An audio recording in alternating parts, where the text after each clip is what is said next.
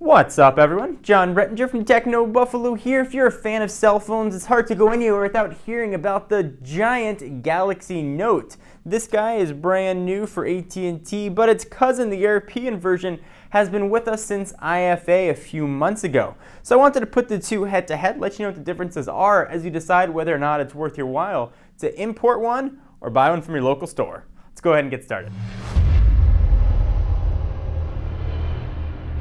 So I've done a full review on the European Galaxy Note, and I've done a video 1 month later after using it for a solid 4 weeks. So you'll know that the Galaxy Note, if you watch those videos, is probably my favorite phone on the market and arguably one of my favorite phones of the past 12 months.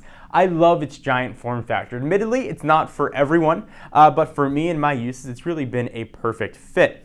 Then enter this guy right here, the AT&T variant, which brought a lot of different things to the table. So I wanted to put them head to head. I've been using the AT&T version now for about a week, and I wanted to talk about the differences that I've noticed. All right, so let's talk with the big one, the one that's been all the buzz on the internet, the processor.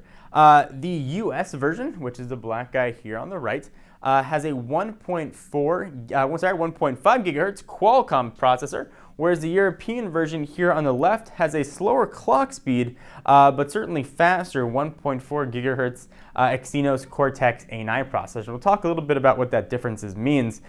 So a little slower clock speed on the European version, but definitely translates to faster speeds, and we'll get to that in just a moment. The big difference here, though, is LTE. This guy is rocking LTE. Unfortunately, you can't see that I've got it up there. I've got it in airplane mode because inevitably, whenever I film a phone that I'm actually using, it always rings while filming it. But it does have support for LTE with, of course, HSPA Plus as the fallback.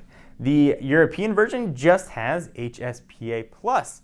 All right, let's talk a bit about the design because things are very different here on the way they look. Both are available in black or white, so don't let the color sway you. But the big differences here are the home buttons. And we saw this with the Galaxy S2 and then the US version of the Galaxy S2.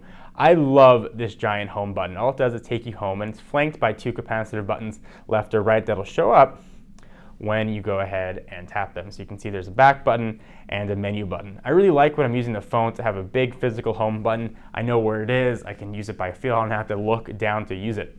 The US version here says goodbye to that. Let's choose it rather, and goes to 4 capacitive buttons down here at the bottom. You can see what those look like. So you have to sort of pull your head down, look down, find the home button, and go back.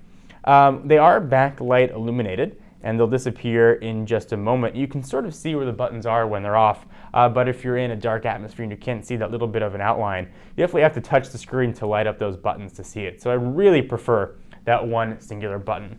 That's not the only difference here from a design standpoint. If we go ahead and flip these guys on over, notice that the European version, you can see the reflection, has a shiny black, whereas the US version has sort of a textured feel to it. It is not shiny, more of a, I wouldn't call it matte, but it's got definitely has a bit of a texture. Galaxy Note branding is right there. There's no Galaxy Note branding here. If you go ahead and pull off the back, things start to get a little more interesting as well once you get the back covers. Go ahead and peel the back cover off this guy, and it's packing something interesting. Look at that. And we ran a whole article on this. That is NFC, although AT&T and Samsung have not enabled it.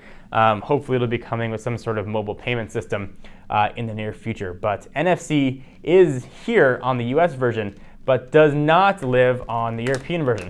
Go ahead and try and snap those backs into place. They both, however, share sort of very flimsy Samsung plastic backs that we've seen on a lot of their phones. Go ahead and snap all that back. All right, so flip these guys back over. Let's go ahead and talk about the rest of the differences. We'll go home there and go home back here.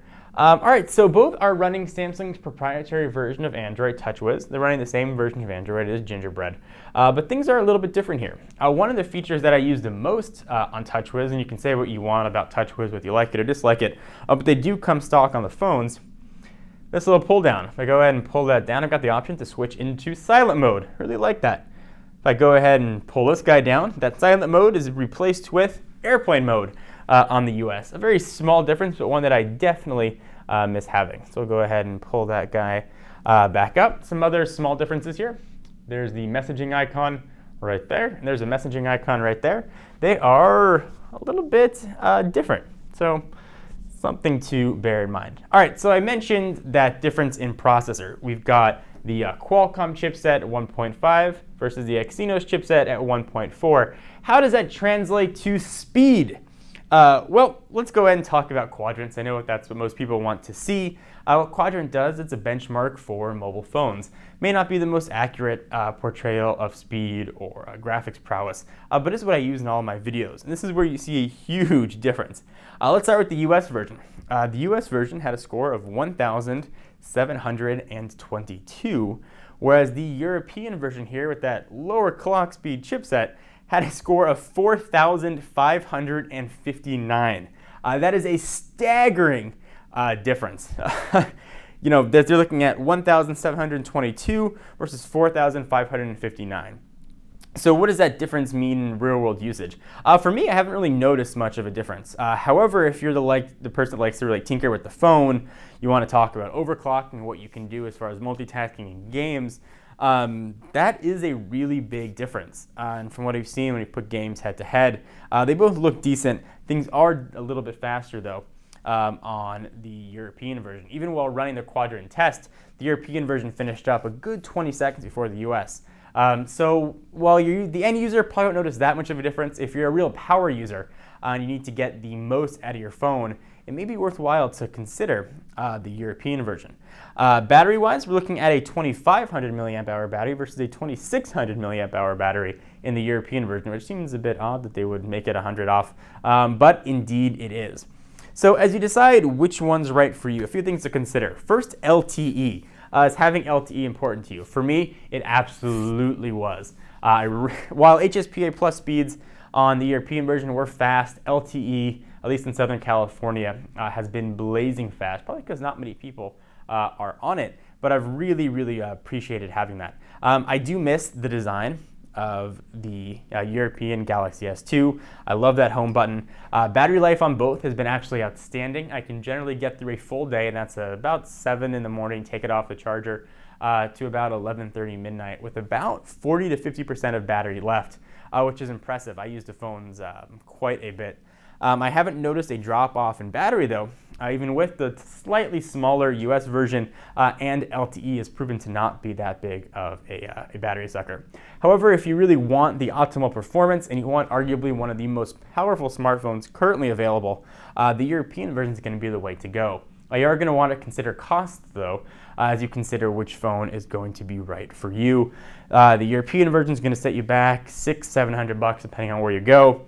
Depending on where you get the Galaxy Note or whether or not there's a deal going on, you're looking at about $300-ish on contract, and about the same price if you want to get it without contract from AT&T. So I'm going to let you guys decide which version's right for you. For now, the US AT&T version is what I'm carrying in my pocket as my daily phone. Which one do you want? Which one's best for you? I'd love to hear your thoughts and opinions. I'm John Rettinger from Techno Buffalo, and I'll see you in the next video. Bye-bye.